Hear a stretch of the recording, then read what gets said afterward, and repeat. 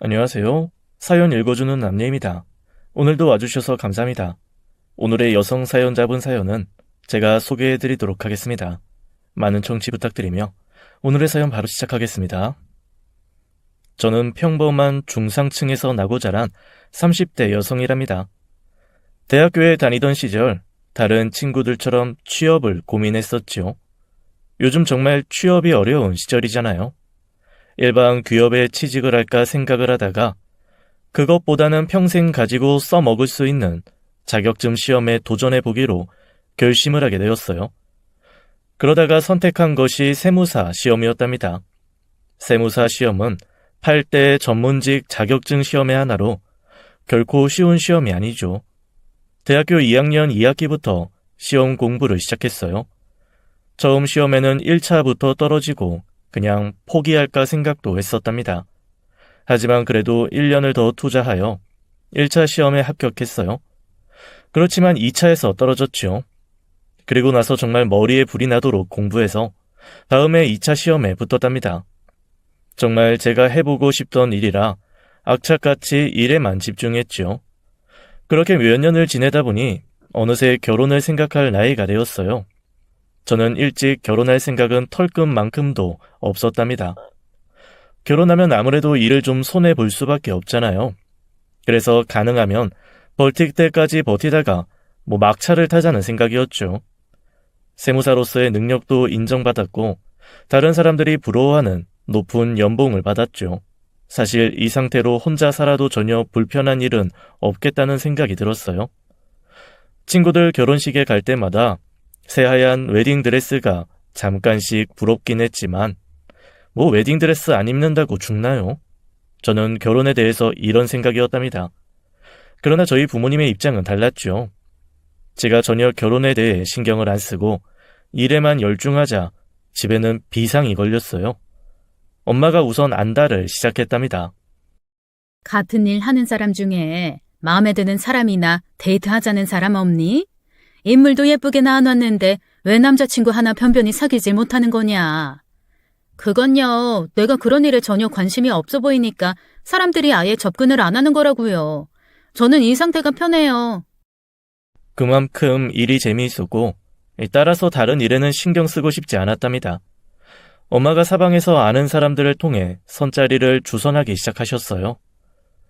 제가 당당한 직업을 가지고 있으니까 선자리에 나오는 사람들도 다른 사람들이 선망할 만한 사람들이었죠. 그런 사람들에게도 그다지 신경이 가질 않았어요. 그 사람들의 문제가 아니라 일에 꽂혀 있는 제 자신 때문이겠죠. 그런데 사람 일 참 모르겠더라고요. 이렇게 남자를 우습게 알고 일에 꽂혀 있는 저에게도 어느 날 한 왕자님이 찾아와 주었답니다. 엄마 지인이 엄마한테 말하기를 어떤 좋은 집안에서 똑똑하고 예쁜 며느리감을 찾는다는 것이었어요. 그래야 유전적으로 좋은 아이를 볼 수 있다는 것이었죠. 가족 구성원들 모두가 머리 좋고 인물이 좋다고 인정받고 있는 집안이라지요. 참나, 이세 머리와 인물까지 생각해서 신부감을 찾는 집안이라니 좀 우습긴 하더라고요. 그래서 그닥 마음이 내키지는 않았지만 무엇보다도 엄마의 재촉이 빗발 같았어요. 그래서 선자리에 나가게 되었죠. 사람 일 참 모르는 일이라고 아까 말씀드렸죠. 정말 그렇더라니까요.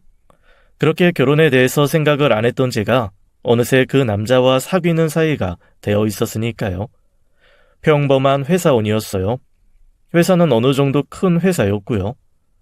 그런데 아무리 큰 회사지만 아직 젊고 입사한 지 얼마 되지 않았는데 타고 다니는 차가 고급스러운 외제차였어요. 그리고 그 사람의 씀씀이는 정말 놀랄만 하더라고요. 가지고 있는 물건이 명품이었고 제게 주는 선물도 모두 명품이었죠. 집이 어느 정도 사는 집인가 보다 생각했어요. 말투도 교양이 넘치고 여자를 배려하는 태도도 정말 신사적이고 자상했지요. 저는 무엇보다도 그 자상함에 반했었답니다. 그쪽에서도 저를 마음에 들어 했기에 일사천리로 결혼 준비에 돌입하게 되었어요. 그런데 결혼을 준비하다가 알게 된 사실이 하나 있었죠. 시댁들 집안이 어느 정도 부잣집이 아니라 엄청난 부잣집이라는 것이었어요. 우리 부모님과 친구들이 모두 대박이 터졌다고 했죠. 시집 잘 간다고 모두 저를 부러워했어요. 어마어마한 부잣집으로 시집 간다면서? 기집애, 부럽다 얘. 우리는 아파트 대출금 갚기에도 숨이 넘어갈 지경인데 넌 그런 거 하나도 걱정 안 해도 되잖아. 그런데 좀 부담스럽기도 해. 사실 평범한 게 좋은 거잖아. 그런 사람들이 어떻게 사는지 잘 알지도 못하고. 아직 젊은 회사원인데 외제차 가지고 다니는 거 보면 결혼할 사람이지만 거부감도 생기거든. 월급쟁이 남편으로 둔 친구는 빠듯한 자신의 삶을 이야기하며 부러워했지만 사실 남들이 부러워하는 결혼을 하면서도 걱정거리가 없는 것은 아니었답니다. 게다가 시집살이를 해야 된다니까 더 걱정돼. 결혼한 애들 만나보면 시차 들어가는 사람들 욕이 대부분이잖아. 그런데 매일 얼굴 마주보면서 살면 어떻게 될까? 어쨌든 분가해서 사는 것보다 내 마음대로 할 수 있는 일이 없는 거잖아. 그야말로 바람처럼 자유롭게 살던 저는 시집살이를 해야 한다는 조건에 그만둬 버릴까 하고 엄마한테 조심스럽게 이야기했답니다. 엄마가 펄쩍 뛴 것은 말할 것도 없었죠. 거기다가 이미 결혼 준비를 하고 있던 중이었으니 돌아가기에는 너무 늦은 시기이기도 했죠. 그런데 한 가지 위로가 되는 것은 워낙 부잣집이라 집안일을 해주는 고용인들이 많다는 것이었어요. 그래서 오히려 편할 수도 있을 것이라는 생각도 들었답니다. 아무튼 그렇게 마음을 정리하고 결혼식을 치르게 되었죠. 신혼여행이 끝나고 마침내 시집으로 들어가서 신혼살림을 하게 되었어요. 서울에서 가장 잘 산다는 사람들만 모여 산다는 주택가에 자리한 시집은 정말 어마어마하더군요. 주방일을 도와주는 사람만 해도 아줌마 2명이 있었고 넓은 마당을 관리하는 정원사도 따로 있었어요. 운전기사도 2사람이 있는 것 같았고요. 거기에 평생을 여유 있게 살아오신 시부모님 2분에게선 교양과 여유가 철철 넘쳐 흘렀답니다. 다정다감하시기 이를 데 없는 분들이었죠. 시댁에는 이미 아주버님 부부가 같이 살고 있었어요. 아주버님도 다른 식구들처럼 여유가 있어 보였고 좋은 분이었죠. 당연히 제 손위 동서 되시는 형님도 계셨고요. 그런데 이 형님이 제 눈에 조금 이상하게 보였어요. 아마 상견례 때부터 느꼈던 것 같아요. 형님의 표정이 눈에 띄게 어둡다는 인상을 받았죠. 특히 제가 결혼을 해서 시집에 자리를 잡자 저에게 이상한 말을 하기 시작하는 것이었어요. 식사 후 식구들이 각자 자기 방으로 돌아가자 형님이 저를 붙잡고 이야기하더라고요. 동서, 무슨 핑계를 만들어서라도 분가해. 시부모님이 주는 것들 무조건 다 받지 말고 가능하면 서방님하고 둘이 알아서 살도록 해. 서방님 회사도 그만하면 됐고 동서도 전문직이잖아. 그리고 아이 빨리 갖지 말고 살아보고 갖도록 하고. 내 말 꼭 명심해.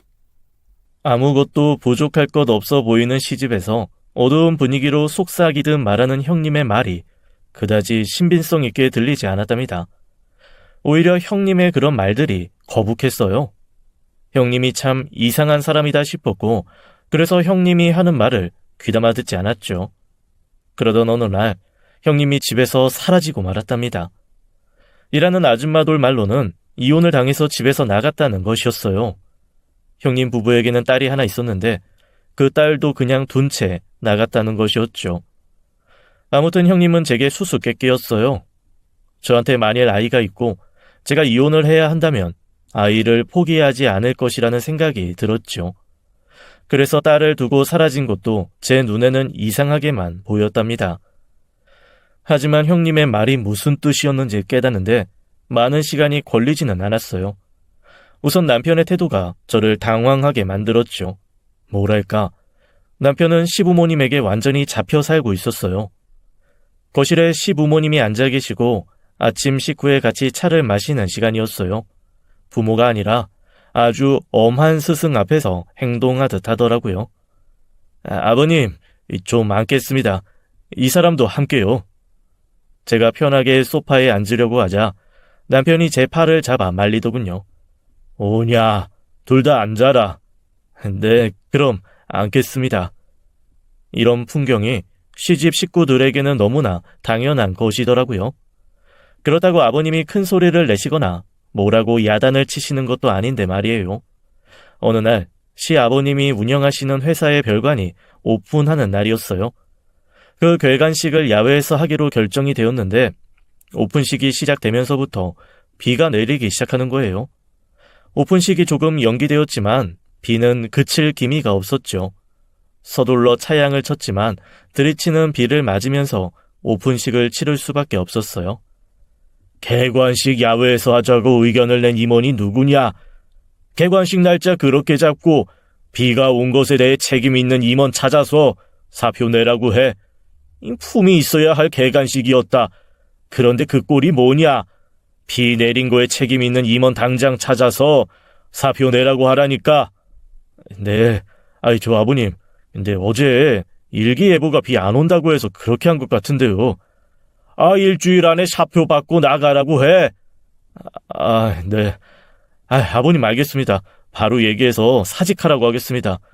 그럼 아버님, 아무 심려 마십시오. 세상에, 날씨를 누가 어떻게 책임질 수 있나요? 분명히 일기예보에 비가 안 온다고 해서 야외로 잡은 행사였어요. 요즘에도 이런 집안이 있나 싶더라고요. 여기까지는 일단 남편과 시아주버님이나 관련된 사건이니까 그렇다 쳐요. 하지만 다음부턴 얘기가 달라졌죠. 저까지 관련되어 있는 일이었으니까요. 우리는 결혼하면서 아이는 좀 천천히 갖기로 합의를 했었어요. 안 한다고 고집을 피우다가 한 결혼이었지만 많이 늦은 결혼은 아니었기에 신혼생활을 좀 즐기다가 아이를 갖기로 한 것이었죠. 그런데 이 합의도 시아버님의 말씀 한마디로 간단히 파기되어 버렸답니다. 너희들 결혼했으니 이제 아이 빨리 가져야지. 손이 많은 집안 아니란다. 그러니 얼른 아이 갖도록 해. 새아기 네가 노력해야 할 게야. 여보, 새아기 보약이라도 한 재 지어 먹어요. 어머님이 그러겠다고 말씀하시고 남편도 재빨리 아버님의 말씀에 동의했어요. 네, 아버님. 말씀대로 빨리 아이 갖도록 노력하겠습니다. 조금만 기다려주세요. 그날 우리 방에서 가벼운 부부싸움이 벌어졌죠. 아이 문제에 대해선 얘기 끝났잖아. 그걸 지금 왜 또 끄집어내는데? 약속이 틀리잖아. 아버님이 이제나 저제나 하고 손주 기다리신다잖아. 형이나 나나 아버님 말씀 거역한 적 없어. 우리 집에서 아버님 말씀 거역 못하는 거 당신도 이제쯤이면 알만하잖아. 아버님이 뭐라고 하셨어도 그래. 사실 애 갖는 건 우리끼리 결정해야 되는 거 아니야? 시부모가 참견한다는 건 말도 안 돼. 그건 전적으로 부부끼리 알아서 결정할 문제야. 남편은 전적으로 우리끼리 알아서 하는 일이라는 제 말에 마치 벼락이라도 맞은 듯 깜짝 놀라며 그건 말도 안 된다는 것이었어요. 남편은 제 생각보다 더 심하게 부모에게 종속되어 있었답니다. 하긴 남편의 씀씀이는 결혼 전부터 알고 있는 것이었어요. 그 씀씀이를 일반 회사원인 남편의 월급으로 충당할 수는 없었죠.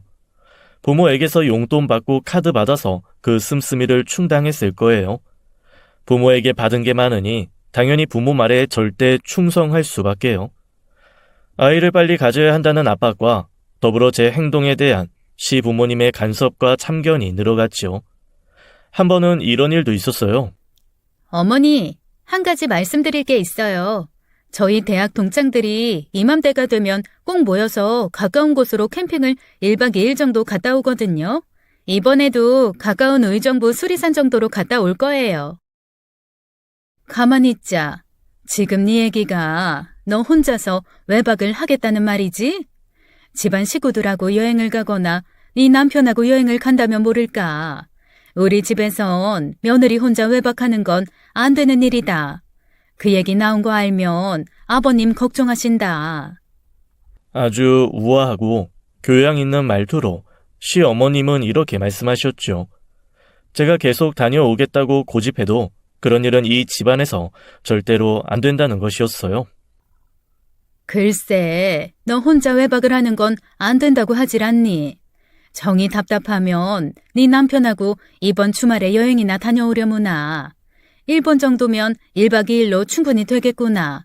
네가 굳이 밖에서 하루를 묵고 오겠다고 하니 하는 말이야. 네 남편하고 이번 주말에 일본에 1박 2일로 다녀와. 가서 쇼핑이나 실컷 하고 오면 되겠구나. 이게 훨씬 품위 있고 낫지 않겠니? 아유, 여행에 무슨 품위를 따지나요? 여행이라면 다니면서 고생도 좀 하고 무전여행 같은 것이 오히려 여행의 참맛을 느낄 수 있는 것이 아니겠어요? 친구들과 캠핑 장비들만 차비만 가지고 그런 식으로 여행을 다녀온 일도 있었고요. 아무튼 조용하고 나지막한 말투였지만 시어머니는 완강하셨답니다. 결국 저는 친구들과의 캠핑을 단념할 수밖에 없었어요. 그리고 일본 여행도 솔직히 솔깃하긴 했지만 아무리 가까운 나라지만 주말 여행 잠시 다녀오는 것을 해외로 다녀온다는 것이 제 상식에서는 이해가 잘 안 가더라고요. 그래서 그 여행도 사양했죠. 아기 너, 나 좀 보자. 할 말은 다름이 아니라 너 하는 일 그만두고 집안에 들어앉도록 해라. 아버님 말씀 그대로 전하는 거야. 손주 보게 해주는 일에만 온 신경을 집중하도록 해. 손이 귀한 집에 네 아주버니한테도 딸 하나만 있지 않니? 그러니 일 정리하고 집에 편히 있으면서 아이 가질 생각만 하도록 해라. 벼락도 이런 날벼락이 있나요? 이 일은 저에게 자아를 실현시켜주는 유일한 일이었어요. 그런데 이 일을 그만두라뇨. 이 얘기를 듣는 순간 하늘이 무너지는 것 같더라고요. 어머니, 저 그 일 하기 위해서 정말 피눈물 나게 노력했어요. 제가 집에 있어봤자 사실 크게 하는 일도 없잖아요. 집에서 뒹굴뒹굴 하는 거하고 나가서 자기가 하고 싶은 일 하면서 보람 느끼는 거하고 어떤 게 더 좋은 일이겠어요? 이건 사회적으로도 큰 낭비라고 생각해요. 어머님 말씀이지만 일은 그만둘 수 없어요. 이해해 주세요, 어머니. 도대체 뭐가 모자라서 밖에서 고생을 하고 다니니? 그저 집에서 조용히 책이나 읽고 음악이나 들어라. 그리고 정이 밖에서 뭘 하겠다면 요리학원이나 호텔의 피트니스 센터는 어떠니? 그런 데나 다니면서 편히 살라는데 왜 좋은 걸 마다하고 자꾸 힘든 걸 하려고 그러는지 알다가도 모를 일이구나. 어머니, 제 입장 분명히 말씀드렸어요. 어머님이 아버님께도 잘 좀 말씀드려 주세요. 아니면 제가 직접 아버님께 말씀드려도 되고요. 다음 순간 시어머니가 화들짝 놀라시더라고요. 그리고 시어머니의 얼굴에 그동안 못 보았던 노기가 비치더군요. 비록 얼굴은 노기를 띄었지만 말투는 여전히 우아하셨답니다. 그렇지만 저는 결국 아버님께도 제 입장을 분명히 말씀드렸어요. 아버님, 저 일 못 그만둬요. 일 문제에 대해서만큼은 아버님 어머님께서 이해해 주세요. 저한테는 정말 중요한 일이에요. 네 어머니가 분명히 내 뜻이라고 전하다던데 제대로 못 알아들은 모양이구나. 네 남편이 결혼 전에 말 안 하든 우리 집이 어떤 집안인지 우리 집안 여자들 중에 바깥 활동하는 사람 없다. 그리고 시집을 왔으니 시집의 법칙을 따라야 하는 것 아니겠냐. 어서 하던 일 정리하고 아이 가질 생각만 하거라. 그날 저녁 귀가한 남편을 붙잡고 이 얘기를 하면서 부부싸움이 되었답니다. 시어머니의 말씀과 남편의 말이 하등 다를 게 없었거든요. 차라리 분가를 하면 어떠냐고 하니까 남편이 마치 천장을 뚫을 듯 펄쩍 뛰더군요. 일련의 사건들을 통해서 이 집안에 대한 분위기 파악이 좀 더 확실히 되었답니다. 이 집안에서 아버님의 말씀은 곧 신의 명령이자 법이었어요. 결코 어길 수 없는 것이었죠. 이를 그만둘 수 없다고 버티고 있다가 하도 답답해서 친정에 전화를 걸어서 친정 엄마에게 하소연했지요. 엄마, 나 정말 시집 잘못 왔어. 내가 그 일을 하려고 얼마나 힘들게 노력했는지 엄마도 잘 알잖아. 근데 그걸 그만두래. 그런데 시부모님이나 이 사람이나 똑같아, 엄마. 그래서 요즘 거의 매일 싸움이야. 시어른들께 잘 말씀드려봐라. 따지듯이 하지 말고 조곤조곤 일을 계속 해야 하는 이유를 말씀드려.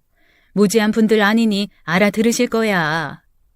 우리 시부모님, 무지한 분들 절대 아니죠. 그런데 말이에요. 무지하지 않은 분들이 더 설득하기 어려운 거 아세요? 그만큼 많이 배우고 많은 것을 알기에 자신들의 생각이 옳다고 요만큼의 의심도 없이 믿어버리는 사람들. 우리 시부모님들이 바로 그랬어요. 바로 다음 날 아침에 시어머님이 아이를 갖는데 좋도록 몸을 보호하는 귀한 보약이야며 저에게 들고 오셨더라고요. 그날뿐만 아니라 매일 아침 출근 시간만 되면 제 방에 오셔서 저를 붙잡고 이 집안 여자로서 어떻게 처신해야 하는지 마치 중전 마마처럼 품위 있게 저를 설득하시고 가르치셨죠. 또 이제 곧 아이를 가지려고 준비하는 사람은 이래야 한다, 저래야 한다 하시면서 은근히 출근을 방해하시는 것이었어요. 저는 보름 이상 출근 투쟁을 벌이다가 그만 백기를 들고 말았죠. 일을 그만두겠다고 시부모님께 말씀드렸어요. 네가 이 집안에서 할 일이 없는 게 아니야. 집안 모임도 많고 나나 네 어머니가 가야 하는 모임에 네가 같이 다녀야 할 곳이 많다. 그 모임에 다니는 것도 시간이 벅찰 거야. 네가 하던 일 한다는 사람들하고 너는 이제 클래스가 달라. 사람들이란 다 클래스가 비슷한 사람끼리 모여야 하는 거다. 우리 집 사람이 됐으니 이제 우리 집 사람들 클래스에 맞춰 살아야지. 아버님, 저는 사람들이란 다 비슷하다고 생각해요. 어울려도 되는 사람이 따로 있는 건 아니라고 봐요, 아버님. 더구나 일로 만난 사람들 사이에 무슨 그런 걸 따져요. 제가 여기까지 말했을 때 시어머니가 어디선가 나타나셔서는 제 손을 잡고 어서 제 방으로 가자고 재촉을 하시더군요. 제 방에서 시어머니는 제게 시아버님의 말에 말대꾸한 것에 대해서 다시는 그러지 말라고 하시더군요. 이번 일만큼은 특별히 아버님께 어머님이 잘 말씀드려서 제가 걱정 들을 일이 없게끔 해주시겠다는 선심도 쓰시면서요. 그러니까 뭔가요? 저는 그야말로 방 한 구석에 놓여 있거나 아니면 주인의 손에 이끌려서 제 의지와는 상관없는 곳에 따라다니면서 방실방실 웃는 일만 하면 되는 것이었어요. 그야말로 집안의 엑서셀이었죠. 이제야 집에서 떠난 형님의 말이 실감나게 다오더라고요. 일을 그만둬야 한다니 저한테는 그냥 껍데기만 남는 것 같더군요. 시댁에서 허락하는 시간에 쇼핑이나 하고 나머지 시간에는 할 일도 없이 방 안에 멍청하게 있는 일이 계속되었어요. 그리고 시부모님의 지인들 모임이나 친척들의 모임에는 반드시 참석해서 그저 가만히 앉아 있다가 오는 일이 반복되었답니다. 모임에 저를 데리고 나가면서 시어머님이 어른들 말씀에 끼어들지 말고 조용히 앉아 있기만 하라고 언지를 주셨죠. 당당한 커리어 우먼을 꿈꿨던 과거의 저는 어디로 갔는지 사라지고 없었어요. 마치 제 인생이 모두 지우개로 지워졌다는 느낌을 떨칠 수 없었답니다. 그리고 액세서리 주제에 무슨 할 말이 그리 많겠어요. 이혼하고 집을 떠난 형님이 차라리 부럽더라고요. 그리고 형님이 한 말이 다시 뇌리를 스쳤어요. 일을 그만두고 앉아서 남편이 퇴근할 시간만 기다리는 생활. 거의 살아있는 것 같지 않았지만 그래도 어떻게 사라지더군요. 그러던 중 갑자기 몸에 이상이 있음을 알았답니다. 세상의 모든 물체가 냄새를 풍기는 것 같았어요. 사람은 물론이고 집안의 가구들까지도 하나하나 다른 냄새를 풍기더군요. 구토가 솟구쳤고 하루에도 몇 번씩 구토 때문에 화장실에 드나들어 했죠. 눈치 빠른 시어머님이 저를 데리고 병원으로 갔고 거기서 임신임을 확인하게 되었어요. 갑자기 제가 집안에서 귀한 몸이 되었죠. 그런데 그 귀한 몸이 되었다는 것은 더욱 부자유스러운 나날이 시작되었다는 것을 의미했어요. 걷고 싶은 대로 마음대로 힘차게 걸을 수도 없고 함부로 움직일 수도 없었어요. 운동도 일주일에 2번 방문하는 운동 지도사가 시키는 대로 하게 하더군요. 그리고 첫 아이라 그런지 입덧이 매우 심했어요. 임산죽의 용봉탕에 정말 예전에는 구경도 못했던 음식들이 제 앞에 차려졌지만 그 아무것도 먹을 수가 없었어요. 아들만 나 안겨다오. 세상에서 원하는 거 뭐든지 다 갖게 해줄 테니까 말이다. 꼭 아들 낳아야 한다. 시아버님, 시어머님이야 옛날 분들이니 아들 타령을 하실 수도 있겠지만 남편도 한몫 거두는 데는 정말 기가 막히더군요. 당신이 만약 아들 낳으면 지금까지 하고는 아마 대우가 달라질걸. 우리 집안에 원래 딸만 많고 아들이 귀한 편이거든. 지금도 봐. 임신하고 아직 출산도 안 했는데 얼마나 예전하고 다르게 대해시는지 말이야. 우리 어머니도 아들 둘 내리 낳으셨기 때문에 모든 친척들이 우리 어머니 크게 대접하는 거라니까. 그래, 나는 그저 아들이나 낳는 것밖에 이 집안에서 다른 역할 할 게 뭐가 있겠어? 어른들이 그러시는 건 백보 양보해서 그렇다 쳐도 당신까지 그러는 건 정말 늑다리 같아. 그런 말 할 거면 나한테 말 시키지 마. 마음 편하지 않은 임신 초기가 약간 지났을 무렵, 이제는 태아의 성별을 구별할 수 있는 시기가 되었죠. 그런데 아이는 시집에서 그토록 원하는 아들이 아니라 딸이었답니다. 아기 너, 당분간 2층에서 내려오지 말고 거기서 태교에 집중해라. 그리고 어쨌든 임신 중이니까 모임에는 덜 참석할 수 있도록 할 테니 집에만 있어도 된다. 다른 일은 몰라도 운동 지도사는 계속 방문하도록 해주마. 태아가 딸이라고 2층에만 갇혀 있으라니요. 죽은 거나 마찬가지인 생활이잖아요. 그걸 그대로 받아들일 수는 없었답니다. 시어머니에게 일부러 문자를 보냈죠. 어머니, 2층에서 내려오지 말라고 하셔서 문자 보내요. 저 너무 운동 부족이라 운동 지도사 한 사람 정도로는 안 되겠는데요.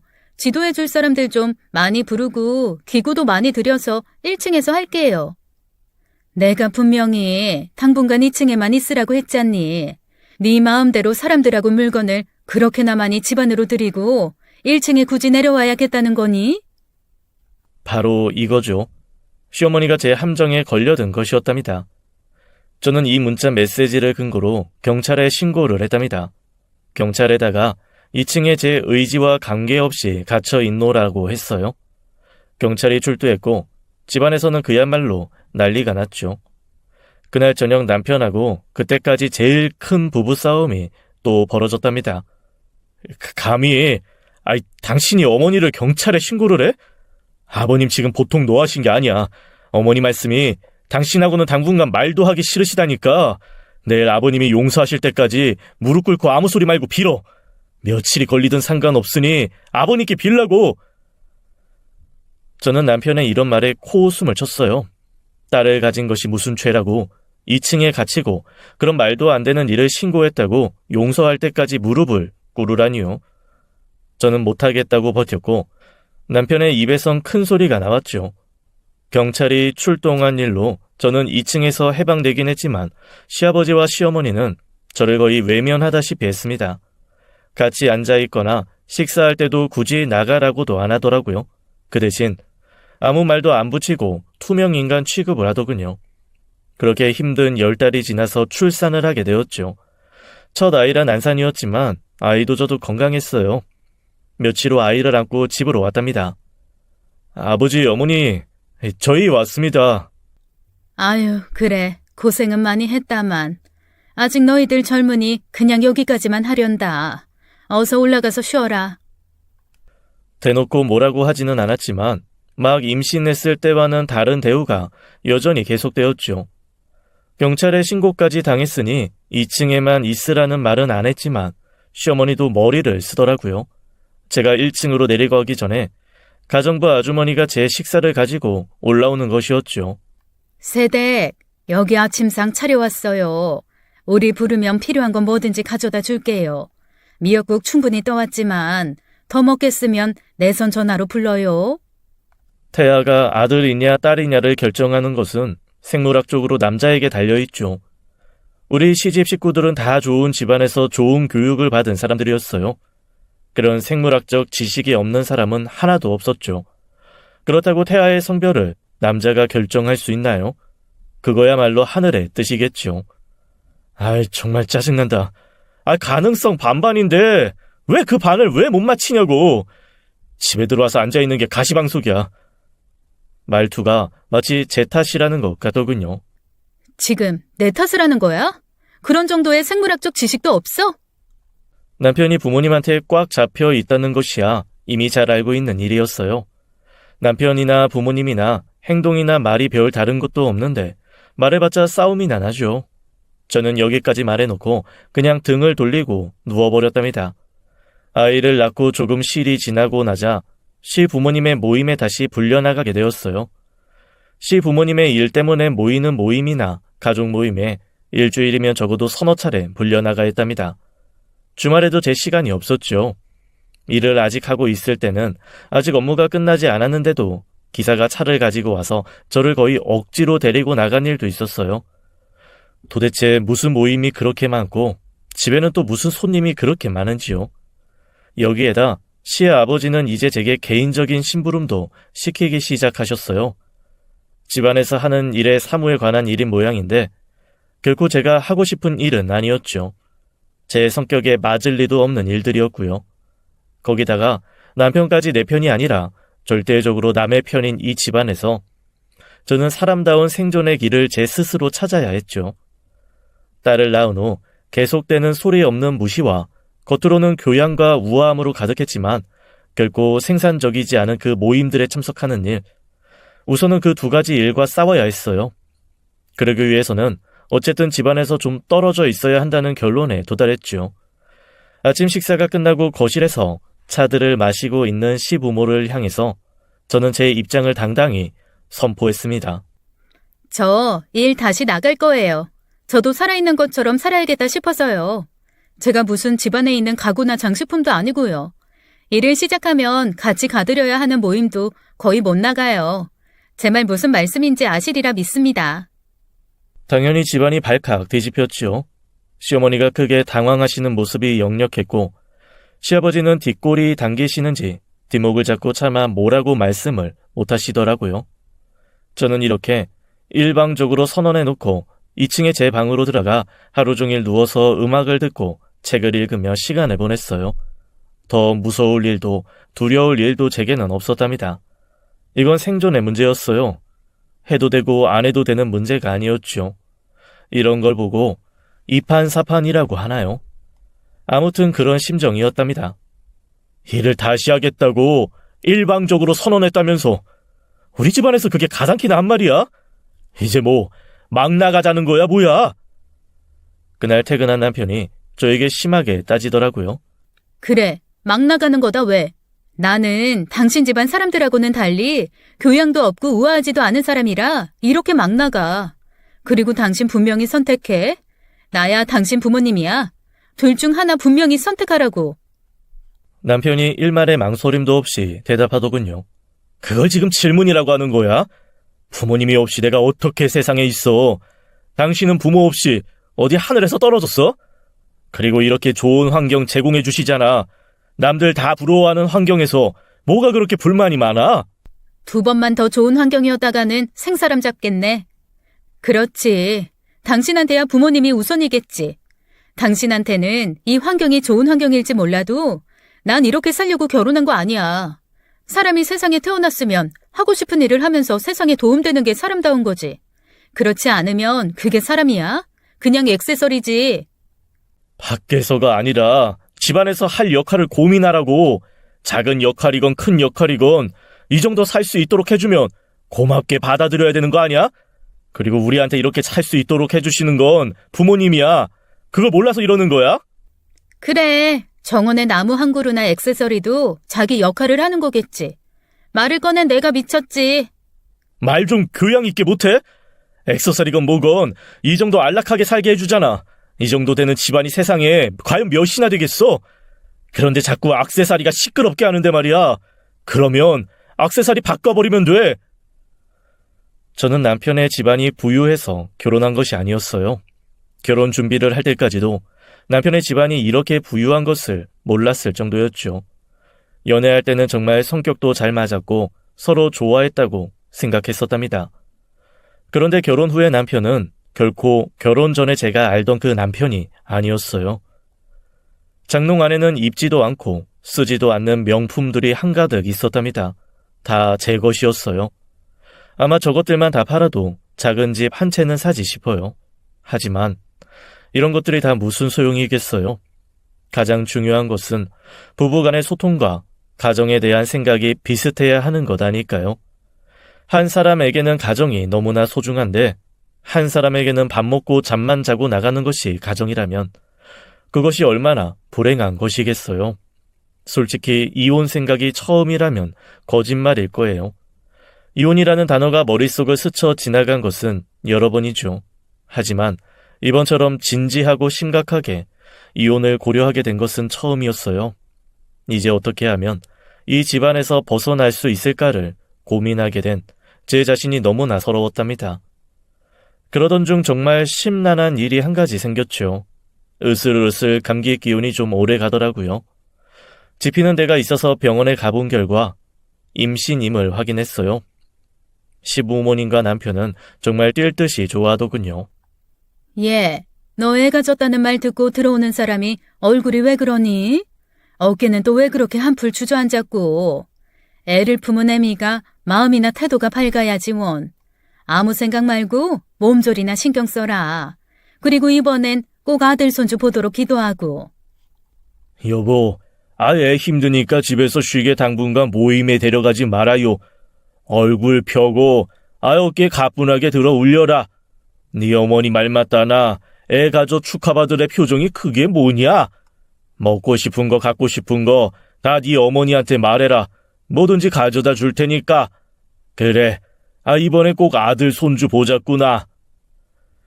일주일에 서너 번이나 나가서 아무 말도 없이 앉아 있다가 그냥 들어오는 일은 고맙게도 면제를 시켜주셨네요. 그리고 남편의 태도로 180도로 달라졌답니다. 퇴근한 남편이 제 앞에 웬 상자 하나를 내밀었어요. 지난번 일 정말 미안해. 내가 부모님의 우선이라는 것은 우리 모두는 태어나면서 부모님한테 빚을 진 존재라는 뜻이었어. 당신을 사랑하지 않는다고 한 적 없잖아. 그리고 액세서리를 바꾸니 뭐니 한 것은 화가 나서 한 말이었어. 사람이 화가 나면 무슨 말을 못하냐? 그렇지만 모든 인생은 장단점이 있는 거야. 기왕이면 부자로 사는 게 좋은 거 아니야? 이거 몇 시간 돌아다녀서 정성 들여 골랐어. 풀어봐. 내가 무슨 씨바지야? 평상시 행동은 하나도 마음에 안 들어 하면서 임신했을 때만 잘해주네. 나는 이것도 기분 나빠. 이렇게 말하는 저를 남편이 성의를 다해 달래더라고요. 그리고 선물 상자를 열어보니 좋게 수백만 원은 할 것 같은 정말 해수의 조개에서 직접 채취한 것으로 보이는 징주 목걸이더군요. 옷장 안에도 잔뜩 쌓인 명품들, 비싼 선물도 반갑지 않았어요. 다시 시아버지, 시어머니, 남편 등 모든 식구들이 저에게 최고의 대우를 해주었어요. 이혼 생각을 굳혔을 때 생긴 아이라니 정말 생각이 깊어질 수밖에 없었답니다. 이혼을 강행하자니 아이들이 불쌍하고 결혼 생활을 이어가자니 이번에는 저 스스로가 불쌍했답니다. 친정에 가서 속풀이나 해야겠다고 생각했어요. 역시 시부모님에게 허락을 받아야 했죠. 시부모님이 이번에는 기분 좋게 허락해 주시면서 기사를 불러 저를 친정까지 태워주었답니다. 얼굴이 왜 그렇게 상했니? 부잣집에서 좋은 것만 보고 좋은 것만 먹고 살면서 이번에도 입덧이 심한 모양이구나. 아니야, 엄마. 이번엔 입덧도 거의 없어. 그렇다고 당기는 음식도 없고 흥미를 붙일 게 하나도 없어. 시댁에선 내가 아이를 가지니까 정말 좋아라 하는데 나는 어떻게 해야 될지 모르겠어, 엄마. 어떻게 하기는 어떡해. 몸조리 잘하고 10개월 잘 넘겨서 출산하고 아이 키우면 되는 거지. 예, 온 김에 집에만 있지 말고 친구들 만나라. 친구들 만나서 수다 떠는 게 스트레스 푸는 데는 제일이야. 엄마의 말을 들으니 친구들을 못 만난 지도 오래되었다는 생각이 들더군요. 그래서 여기저기 연락을 해보았어요. 바로 나올 수 있는 친구들을 찾았고 그런 친구들이 모인 번개 모임이 되었죠. 친구들이 가볍게 한 잔 마시고 싶다고 하기에 저는 안주만 먹을 생각으로 제가 아는 한 와인바에 가게 되었어요. 아유, 부잣집에 시집 가더니 아주 집안 재미에만 빠져 사는 모양이구나. 친구들 모임에도 안 나오더니 갑자기 나오라고 먼저 전화를 해서 너무 반가웠어, 얘. 집안 재미? 나 그런 거 몰라. 사실 지금 나온 것도 허락받고 나온 거야. 친구들은 엄청난 부잣집의 생활이 어떤지 궁금해하는 것 같았어요. 그리고 제가 입고 있는 옷, 핸드백, 구두 등에 관심을 보였죠. 브랜드가 어디냐, 얼마 정도 하느냐 등등 저보다는 제 껍데기에 관심을 보이는 친구들 때문에 또 조금은 서러웠답니다. 그런데 저쪽 남자랑 여자 이 시간에 이렇게 오픈된 와인바에서 애정행각이 너무 진하다. 아유, 저럴 바에야 아예 호텔을 가지 와인바에 왜 오는지 몰라. 친구의 이 말에 저의 눈도 자연히 그 남자와 여자 쪽으로 갔죠. 친구의 말대로 남자가 여자의 어깨를 안고 있었고 진한 애정 행각을 벌이고 있었어요. 그런데 그들을 보는 순간 저는 너무나 화가 나서 손이 다 떨렸고 그 바람에 들고 있던 와인잔을 놓치고 말았답니다. 쨍그런 소리가 요란하게 와인바에 울려 퍼지자 그 애정 행각을 벌이던 커플도 우리 쪽을 바라보게 되었죠. 당신이 어떻게 여길... 일단 집에 가서 얘기하자. 우리 일단 갈게. 백주 대낮에 와인바에서 외간 여자와 애정 행각을 벌이는 것을 저한테 들키고도 남편은 그다지 당황하지 않았답니다. 그날 저녁 집에서 제게 말한 변명인지 뭔지도 황당하게 이를 데 없었어요. 그냥 잠깐 즐긴 것뿐이야. 그 이상 아무것도 아니라고. 그러니까 그거 가지고 바가지 긁거나 신경 쓰지 마. 미리 얘기해두지만 당신을 위해서나 나를 위해서나 그 얘기 안 하는 게 좋을 거야. 알았어? 정말 당당하더군요. 그만큼 제 분노는 더 하늘을 찔렀고요. 손에 잡히는 대로 물건들을 마구 남편에게 던져버렸답니다. 높이 위치한 2층이었지만 당장에 이혼하겠다는 제 고함 소리도 컸고 물건 부서지는 소리도 요란하니까 시어머니가 직접 올라와서 방 안에서 벌어지는 이야기의 내용을 파악했던 모양이더라고요. 그것도 다 남자 능력이라는 거다. 능력 없는 남자를 어디 여자들이 쳐다보기나 하니? 옛날 임금님들이 후궁 여러 거느리는 거나 마찬가지야. 별거 아닌 일로 집안을 이렇게 소란스럽게 만드는 거니? 아버님이 지금 마침 집에 안 계셔서 다행이로구나. 애 가진 애미가 이게 무슨 교양 없는 행동이니? 시어머니는 눈 하나 깜짝 안 하고 아들의 행동에 대해 오히려 당연한 것이라고 말하고 있었어요. 바람 피우는 현장을 제 눈으로 본 이상 저는 그냥 못 넘어가요. 지금이 조선시대도 아니고 저 사람은 임금도 아니에요. 능력 있는 사람은 바람 피워도 좋다는 말씀이 정말 기가 막히네요. 저 이혼하겠어요. 이혼이라는 말에 시어머니가 화들짝 놀라더군요. 이혼은 절대로 안 된다고 시어머니가 말씀하셨죠. 집안의 명성에 누가 될까봐 그런다는 것을 저는 잘 알고 있었어요. 제가 시집 오자마자 이혼하고 집을 나간 형님에 대해서 집안 고용인들이 이러쿵저러쿵 하는 얘기들을 들었거든요. 고용인들의 얘기로는 회장님이나 사모님이 이혼을 막은 것은 집안의 명성에 먹칠을 할까봐 그렇다는 것이었어요. 남편 역시 시어머니처럼 이혼은 절대 안 된다는 입장이었죠. 남편이나 시어머니나 이혼을 반대하는 이유는 같았답니다. 저는 협의 이혼은 절대로 안 되겠다고 판단하고 재판을 통해 이혼하기로 마음먹었어요. 이것저것 준비할 것이 많았답니다. 변호사 한 사람을 선임해서 모든 것을 맡겼어요. 증거를 수집하는데도 많은 시간이 걸렸죠. 그러면서 날짜가 흘러갔고 어느덧 저는 이혼 소송을 준비하면서 아이를 낳아야 하는 입장이 되고 말았어요. 저 나이 때 하도 난산이어서 둘째 아이를 낳는 것은 장난 같더군요. 이번에는 집안 모든 사람이 원하는 아들이었답니다. 하지만 저는 차라리 딸이었으면 했었어요. 아들이니 시집에서 절대로 제게 줄 리가 없다는 생각에서였죠. 제가 소송을 준비하는 것을 알고 시집에서는 돈을 써서 유리하게 재판을 끌어가려고 하더군요. 이혼을 하겠다고? 가뜩이나 큰애 때문에 집안 명예가 바닥에 떨어졌는데 도대체 무슨 문제가 있어서 네 입에서 이혼이라는 말이 나오는 거냐? 그리고 네가 지금 멋대로 소송을 준비하는 것 같은데 만에 하나라도 아들아이는 네게 못 준다.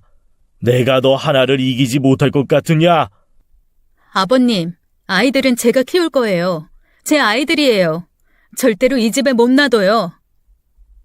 저는 눈을 똑바로 뜨고 시아버지에게 대들었어요. 이혼을 하더라도 아이들은 절대로 제가 데리고 나가야 했죠. 이런 집안에서 아이들이 뭘 보고 자라겠어요. 그저 돈이나 펑펑 쓰면서 아무 생각 없이 자라겠죠. 그렇게 자란 아이들은 결국 남편, 시어머니, 시아버지 같은 사람이 되겠죠. 따라서 결코 아이들을 집안에 두고 나갈 수 없다는 생각은 절대적인 것이 되었답니다. 제가 시아버지에게 반항을 하며 당당하게 말하는 순간 그렇게 교양으로 똘똘 뭉친 것 같은 시어머니가 무너지고 말더군요. 마시던 커피를 제 얼굴에 끼얹으면서 제 뺨을 때리는 것이었어요. 가난한 거 거두어서 풍족하게 살게 해줬더니 이혼을 하겠다고? 배은망덕도 유분수지. 가난한 사람이라뇨? 저희 집은 가난한 집안이 아니었어요. 시집만큼은 아니지만 중산층에 속하는 경제적으로 문제없는 집안이었답니다. 너 우리 집안의 인맥이 어느 정도인지 모르는 모양인데 네가 선임한 햇병아리 변호사 가지고는 아마 상대도 안 될 거다. 정관 변호사 써서 네 인생 아주 나락으로 보내주마. 네가 가진 모든 걸 잃게 만들어줄 거다. 아주 조근조근한 시어머니의 협박이었답니다. 그러나 저도 당하고 있을 수만은 없었죠. 저는 커피잔에 남아있던 커피를 시어머니의 얼굴에 뿌리고 시어머니가 제게 한 것처럼 뺨을 있는 힘을 다해 후려쳤어요.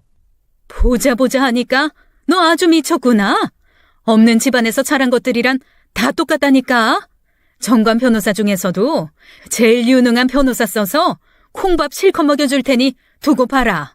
어디다 감히 손질이야 손질이. 저는 이런 시어머니의 반대쪽 뺨까지 힘껏 날려주었답니다. 저를 콩밥 먹이시겠다고요? 어디 한번 해보시죠. 마음대로 되나. 재판 가능한 한 크게 벌려서 세상에 떠벌릴 거 다 떠벌릴 거예요. 콩밥을 과연 누가 먹게 되는지 어디 한번 두고 보시죠. 말씀대로 저는 가난한 사람이라서요. 잃을 것도 없거든요. 누가 더 많이 잃어버릴지는 한번 해보자니까요. 협박으로 이혼을 막을 수 있다고 생각했는지 시어머니와 시아버지는 제 얼굴만 보면 제 인생 완전히 망가뜨려 주겠다는 협박을 일삼았어요. 하지만 저도 멍청하게 무조건 이혼하겠다고 덤벼든 건 아니었답니다. 거의 10개월 동안이나 차근차근 준비를 했고 그간 저에게 유리한 증거를 모두 모아두었죠. 그 첫 번째 유리한 증거가 뭔 줄 아세요? 제가 시집 오자마자 시아버지가 저한테 개인적으로 심부름을 시켰다고 말씀드린 일 기억하시죠? 아버님이 비싼 미술품 법인 돈으로 사들인 다음에 작가한테 현금 다시 받아오는 식으로 탈세하는 거 제가 모를 줄 아세요? 저 이래봬도 세무사예요. 일이 앞으로 어떻게 진행되는지 두고 보시죠. 그 증거 제가 하나도 버리지 않고 모아두었으니까요. 시아버지가 제게 개인 심부름이라고 강제로 시킨 일이 바로 이 일을 돕도록 시킨 것이었어요. 제가 세법에 밝은 것을 이용한 것이었죠. 그까짓 그림 몇 장 산 거 기초도 모르는 게 무슨 세무사야. 세무사는 그건 지금이라도 세금만 내면 끝나는 거야. 네가 말하는 증거 그거 아무짝에도 쓸모없는 것도 모르는 것이 잘난 척은. 시아버지가 당당하게 말하더군요. 시어머니 역시 시아버지의 말을 두둔하며 당당했지만 저는 시어머니와 시아버지가 이 일에 대해서 두려워하고 있다는 것을 알 수 있었어요. 떨고 있는 것이 눈에 보이더라니까요. 이 일을 다른 시백부님들에게 우선 다 알릴 거예요. 그리고 이 집안 재산에 가장 큰 지분을 가지고 계신 시조부님께도 아주 자세히 설명해 드리죠. 그래도 정말 괜찮으시겠어요? 얘가? 정말이지 보자 하니까 끝간데가 없구나. 어디다가 협박질이야? 여전히 말은 당당하게 하고 있었지만 예전에 비해서 현저히 더듬고 있었고 주춤하는 것을 아주 분명하게 느낄 수 있었죠. 아참, 우리 집 남자 중에 능력 있는 분이 또 한 분 계시던걸요? 제가 명단 하나 불러드릴게요. 이윤희, 나이는 27살, 시아버님과는 4년째 만남 중. 서재영, 나이는 25살, 2년째 시아버님과 교제 중. 시작한 김에 아예 다 불러드릴까요? 능력 있는 남자가 여자도 많다면서요. 능력 있는 남편하고 사셔서 어머님 아주 좋으시겠어요. 그리고 모두들 아들보다도 어린 여자들이네요. 정말 능력이 좋으신가 봐요. 시어머니가 기겁을 하며 놀랐고 심지어 비틀거리기까지 하더군요. 저는 시부모가 이렇게 떨고 놀라는 장면을 보면서 제가 이겼다는 생각을 굳히게 되었답니다. 그래서 다시 하나의 거래를 시작했죠. 순순히 이혼에 응해주지 않으면 시아버지의 탈세에 대해 국세청에 신고함과 동시에 시백부들과 시조부모님에게 모든 사실을 일러 바치겠다고 강하게 제 입장을 표명했답니다. 그리고 시아버지의 외도를 시아버지의 회사는 물론 시아버지가 활동하는 모든 단체에 공문으로 보내겠다고도 했죠. 그리고 당신의 아들, 즉 남편의 외도 사실도 지인들에게 모두 공표하겠다고 말했어요.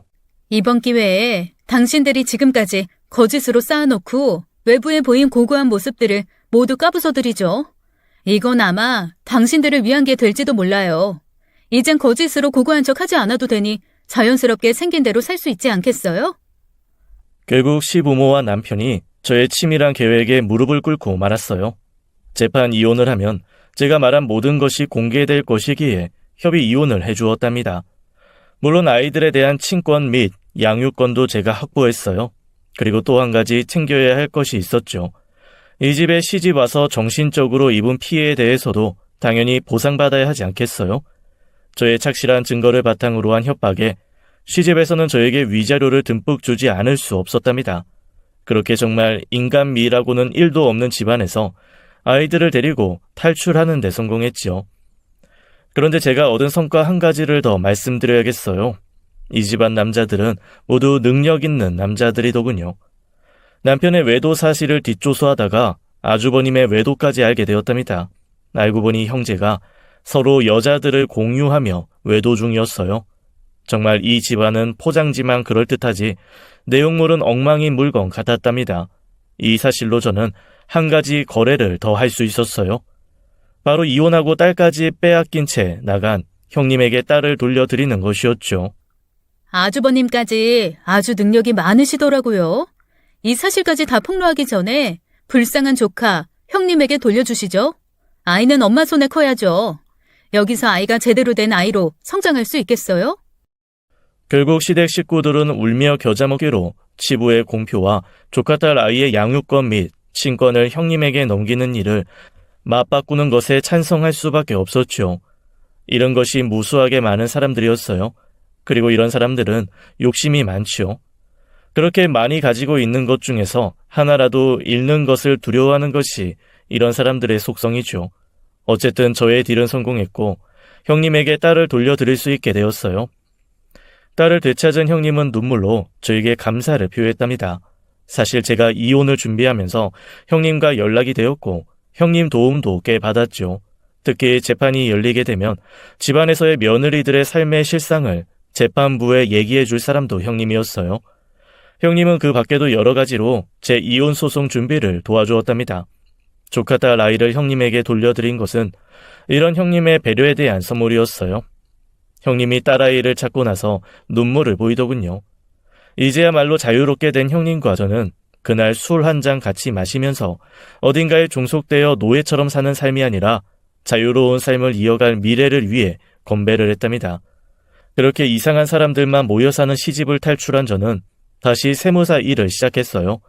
아이들은 친정 엄마가 맡아주셨기에 저는 안심하고 일에 열중할 수 있었답니다.